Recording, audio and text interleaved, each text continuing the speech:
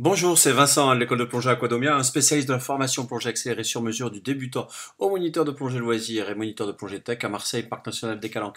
Alors aujourd'hui, je vais vous parler de comment devenir moniteur de plongée recycleur. Et tout d'abord, pourquoi c'est intéressant de devenir moniteur de plongée recycleur?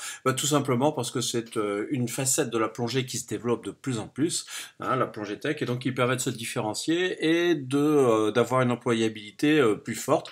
Et aussi, c'est une des rares occasions de déployer tout un tas de connaissances techniques et théoriques que vous avez pu développer lors de votre Dive Master ou lors de votre niveau 4 ou lors de votre monitorat et qu'on va mettre en pratique lors de la formation de recycleur, hein.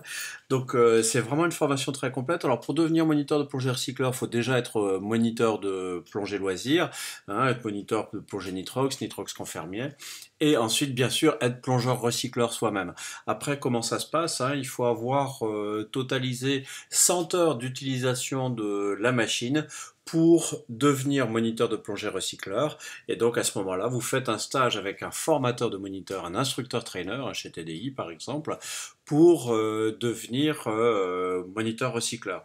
Ensuite, hein, il faut savoir bien sûr que c'est pas parce que vous êtes moniteur recycleur circuit fermé électronique d'une marque que vous l'êtes de toutes les marques, hein. Pour chaque machine, il faut un temps d'adaptation, et ça c'est effectivement très nécessaire, hein, puisque en fait à chaque fois que l'on change de machine, il faut se qualifier sur cette machine et faire 50 heures de manière à bien connaître son utilisation, ses limites, les trucs et astuces, les petits bugs que l'on peut rencontrer.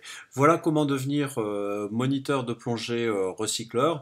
Donc quelque chose qui fait de vous quelqu'un de plus compétent, quelqu'un qui va pouvoir déployer toutes ses connaissances théoriques pour les mettre en application pratique sur cette machine qui permet de véritables évolutions, hein, puisque je rappelle qu'avec le recycleur, on oublie quasiment les problèmes d'autonomie avec une disparition du réflexe de conserver, de contrôler constamment ses manomètres. Et donc ça permet vraiment un univers différent d'exploration, notamment grâce au silence rencontré et à la totale maîtrise de la flottabilité qui permettent vraiment de fusionner avec l'environnement. Voilà, si vous avez aimé cette vidéo, cliquez sur j'aime. Si vous n'avez pas aimé, cliquez sur j'aime pas. Vous voulez en voir d'autres, abonnez-vous sur la chaîne Aquadomia Formation Plongée. Et puis bien sûr, si vous avez des questions, des remarques, n'hésitez pas à faire un commentaire sur cette vidéo avec un petit bonjour, une formule de politesse. À bientôt.